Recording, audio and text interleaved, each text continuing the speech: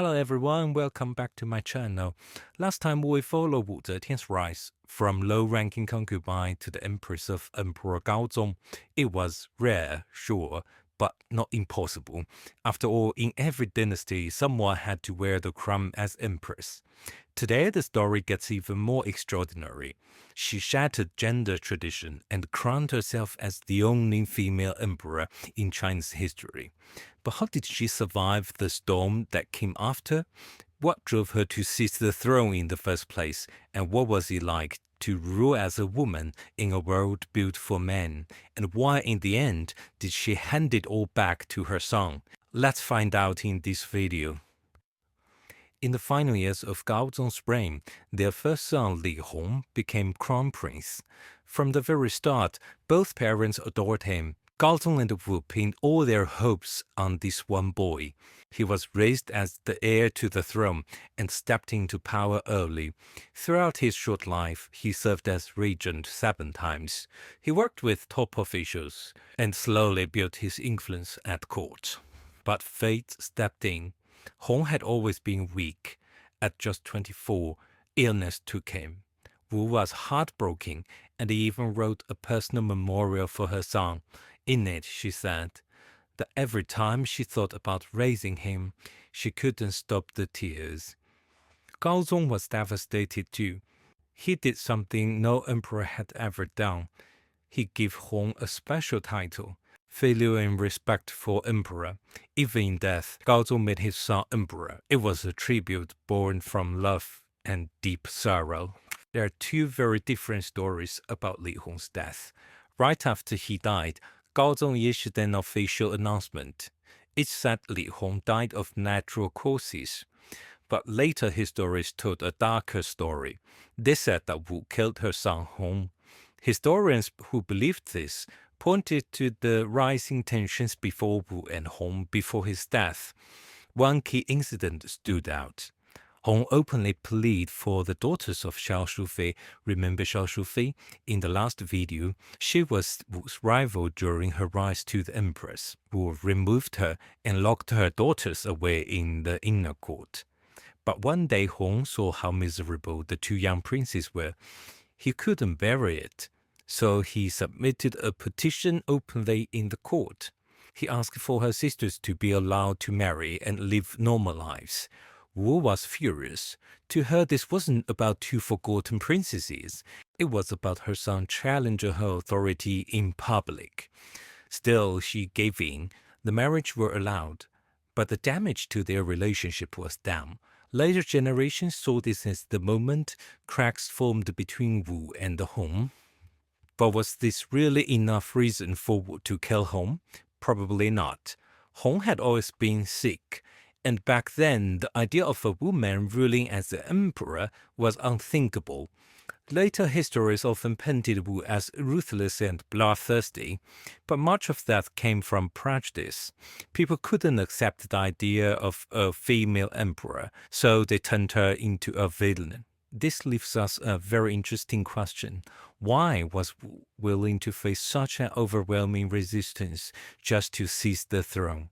And how did the death of Hong change the political landscape of the Tang dynasty? After Li Hong's death, Wu Zetian's second son, Li Xian, became crown prince. He was smart, driven, and full of energy. He stepped into his brother's role fast. Li Xian took over his brother's political cycle and expanded. It was clear he wasn't just warming the seat, he was ready to become an emperor. But something was different. Wu didn't love Xian as she loved Hong. She was cold, distant, and suspicious. Behind the scene, she started looking for ways to replace them. One of her tools, a man named Ming Chongyan. Ming was a Taoist priest. He claimed to have divine insights and magical healing powers. At the time, Gaozong was very sick. He leaned heavily on Ming's rituals and promises of healing. Wu saw her chance. She won Ming over. Soon, Ming was whispering in Gaozong's ear. He said that heaven had turned against Li Xian, and that Wu's other sons were heaven's true choice. In imperial China, people believed that emperors were chosen by heaven. A single bad omen could topple a dynasty. So when Gaozong heard that heaven rejected Li Xian, doubts took hold. In 679, Ming was murdered by assassins. No one knew who sent them. During the investigation, one of Xian's servants was arrested and under brutal torture confessed. He claimed that Xian had ordered the killing. The imperial investigators raided Xian's residence. There they found hundreds of suits of black armor hidden away. By law, stockpiling weapons was illegal, but in reality, it happened all the time. Many military units kept weapons longer than allowed, and the East Palace, where the crown prince lived, had its own guards too, so storing armors wasn't that strange. Depending on who was looking into the case, it could be explained in many different ways. No one knew if Wu sent the assassin, but she did choose the man leading the investigation. Under his command, Xian's possession of weapons was declared evidence of attempted coup. Even Gaozong didn't fully believe the accusation. He was gravely ill and barely able to govern. To him, it made no sense. Xian was crown prince. The throne would be soon his. Why risk it all on rebellion? Gaozong begged Wu to show mercy, but she refused. By then, she had eclipsed Gaozong in power. With Xian gone, the purge began. His entire political circus was wiped out. Supporters were exiled or forced to take their own lives. But this leaves us wondering, why would Wu Zetian go that far to destroy her own son? Historians offered one theory. Maybe Li Xian wasn't really her son at all. Some say that he was in fact Wu's nephew, the son of her older sister Lady Hanguo. Lady Hanguo had married young but became a widow. Later, Wu brought her into the palace. There, Lady Hanguo caught Gaozong's eye. Some believe that she gave birth to his child. To protect the family's honor and her own position at court, Wu adopted the boy as her own. If this story is true, it explains a lot, especially why Wu treated Li so coldly.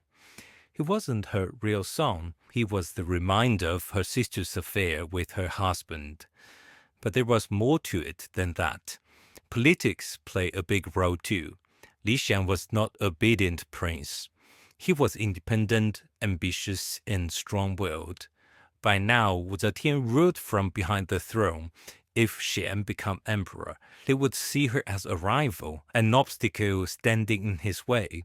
For Wu, that was a danger she couldn't ignore. She needed a son who would listen, someone loyal, someone she could control. But Li Xian had his own ideas, his own allies, and his own vision for ruling. Wu couldn't take the risk, not if she wanted to hold on everything she had fought so hard to build. Now Li Xian was gone, but it still wasn't Wu's turn to rule. Her next son Li Zhe became crown prince. By then, Wu already held real power. Although she had no official title of emperor, she ruled from behind the scene, and she wasn't about to share that power, not even with her own son. So what kind of struggle would it be between the young new emperor and the Empress Dowager who really held the power? Li Zhe was not prepared to rule. He had never received the training expected of an emperor. From a young age, he loved cockfighting, dog racing, and hunting. He wasn't ready for the throne. Before his death, Gaozong made the last move to secure the throne of Li Zhe. He carefully divided power. He named Pei Yan, a senior minister, as regent. Gaozong hoped Pei Yan could check Wu's power and take control of state affairs, but at the same time, he protected some of the Wu's authority. He ordered that for matters of great importance like wars, the new emperor must seek her advice. This kept powerful ministers from sidelining the inexperienced young ruler. It was a delicate balance. Pei Yan soon found himself isolated and weak. He had to choose a side. Seeing Li Zhe's weakness, Pei Yan turned to Wu. In return, he asked for more power. Wu agreed. She made a major change to the government. She moved the ministers' meetings from Menxiashen to Zhongshusen. Menxiashen reviewed and checks the decisions of Zhongshusen, and Zhongshusen was responsible for drafting edicts and orders. The shift weakened the power of Menxiashen. Then Wu transferred Pei Yan to head Zhongshusen. Now he controlled both critical offices. The systems of checks and balances and the tradition of collective ministerial decision-making were gone. In return, Pei supported Wu and helped her gain 27 days of regency before the new emperor took the throne. During this period, Wu moved fast.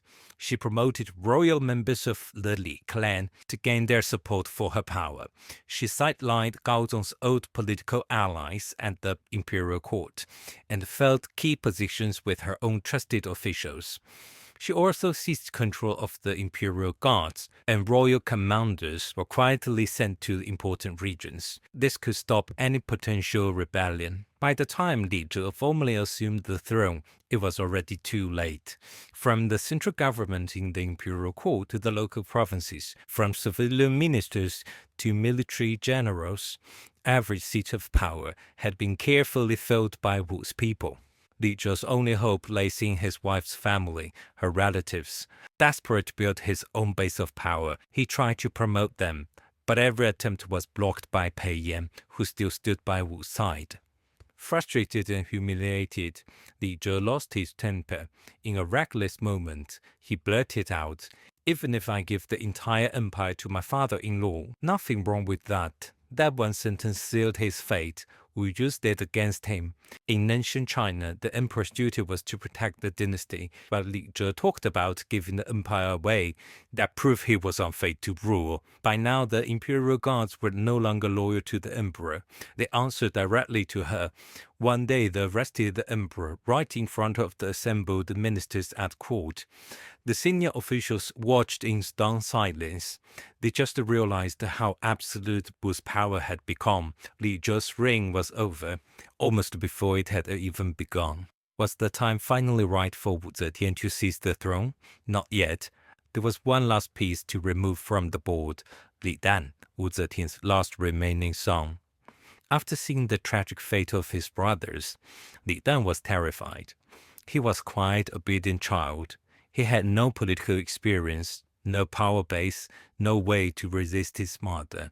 From the moment he claimed the throne, he stayed hidden in the shadows.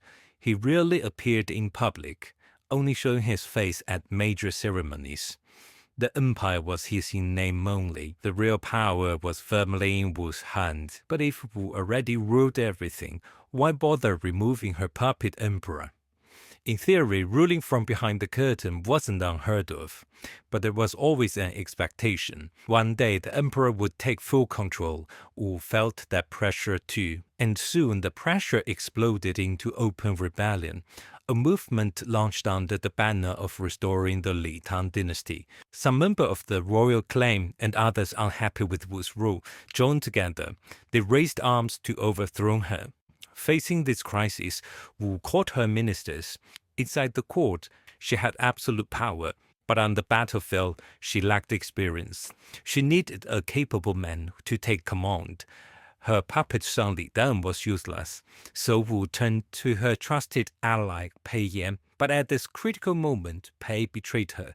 In a court meeting, he argued that the rebellion could end peacefully if Wu gave up power and returned the power to Li Dan. He urged her to step down, but Wu saw through him right away. If she gave in, Pei Yan would control the weak emperor from behind the throne. Wu acted fast.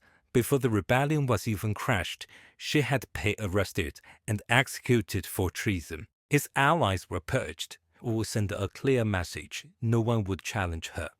Taking full command herself, she renamed a new general and reorganized the armies. The rebellion was crushed, but she realized that as long as she ruled behind a puppet, new rebellions would keep rising. If Wu wanted to hold power truly and securely, she could no longer hide behind the throne. She had to claim it herself. After crashing the rebellion, Wu began her final journey towards the throne. She knew that simply holding power was not enough. To truly become emperor, she needed legitimacy. And in a deeply traditional society, that would take more than just politics. It would take a sign from heaven itself. Wu turned to religion. With the help of influential Buddhist monks, she produced a text called Da Yunjing that claimed Wu was no ordinary ruler. She was a heavenly daughter sent by the Buddha to replace the Li family and unite the world under her rule. And the royal members of the Li house understood exactly what they meant. Wu intended to establish a new dynasty to replace Li house. In response, the Li clan launched one final rebellion. They rallied around 6 candidates, men of the Li bloodline, each believed to have a stronger claim to the throne than Wu Zetian. But once again, Wu crushed the uprising bravely and decisively, and this time there was no mercy. She ordered the execution of 22 descendants of Emperor Gaozu and 14 sons of Emperor Taizong. The Li Tang dynasty was bled dry. In the end, only 2 male heirs remained, Li Zhe and Li Dan, both Wu Zetian's own sons, firmly under her control. With no rivals left, nothing stood in her way. Wu Zetian finally took the throne. She declared herself emperor. The Tang dynasty of Li house was over. The Zhou dynasty of Wu began. Before we wrap up, I want to share a few personal reflections on Wu Zetian's story. One of the things that struck me most was how complicated the mother-son relationships can be under the rules of Confucian patriarchy. As the scholar Santos points out, traditional Chinese patriarchy ran on 2 racks, one based on generation, where elderlies had power over juniors, and the other based on gender, where men had power over women.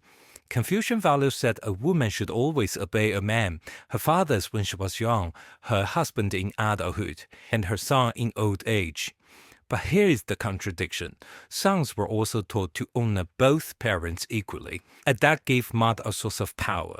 As anthropologist Margaret Wolf once explained, from the moment her first son was born, a woman would begin to devote her energy to bind closely with him and trying to control him. This personal power network between a mother and her sons, what Wolf called the uterine family, was a woman's source of power in the patrilineal family. That tension in the Confucian patriarchal system is exactly what made it possible for Wu Zetian to challenge her son's power. And this kind of power struggle wasn't unique to her. It happened throughout Chinese history.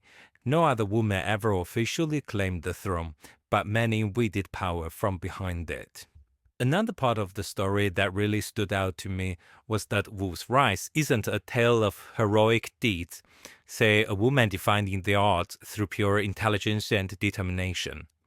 At many key moments, Wu didn't chase power. She was just trying to survive in the palace.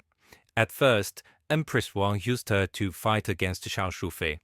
Then Emperor Gaozong used her to replace Wang so that he could build up his own political faction against the powerful minister Zhang Sun Wuji. In his final years, he still needed her to balance out the court and keep weak heirs like Li Zhe from falling under the control of ambitious ministers. Even when Wu was ruling behind puppet emperors like Li Dan, she wasn't the one picking fights. She was defending herself, others trying to take her down. And one by one, through rebellions, purges, and political struggles, she was pushed closer to the throne. And this, to me, is the heart of it all. The Confucian patriarchy allowed a woman to touch power, but only on someone else's behalf, for her husband, for her sons, and for her husband's patrilineal family. No matter how well she played that role, the power was never truly hers. She was expected to stay in the background, a royal caretaker, with every glory credited to the man and his family. And that was the trap Wu could never escape. In her final years, she silenced opposition by brutal methods. She crushed rebellion. She ruled without challenge. But the ministers still didn't see her as the emperor. To them, she was just a widow, holding the throne for her son. Then came the question she couldn't answer. If she passed the throne to her son, he carried the Li family name. That meant the Tang dynasty would be restored, and everything she had built, the Zhou dynasty of Wu family, would vanish in a single generation. If she passed it to her nephew, who shared her family name of Wu, The dynasty with her family name might live on. But as a woman, she was seen as an outsider in the patrilineal system. Her nephew would honor her at the ancestral water. He had his own father and his own lineage. And in a society where identity was defined by ancestor worship, that meant she would be erased. As Minister Di Renjie told her, if your majesty choose your son, then for generations to come, you will be honored in the ancestral temple, of course, as a wife of the family. But if you choose your nephew, no one will remember you. And maybe Wu Zetian understood. Even she couldn't outlast the structure she ruled. In the end, she stepped down and handed the throne back to her son. She didn't rewrite the system. Instead, her story became part of its warning. No woman would ever rule China again. Alright guys, that's the full story of Wu Zetian. If you enjoyed it, make sure to like, subscribe and drop your thoughts in the comments. I'd love to hear what you think. See you in the next video.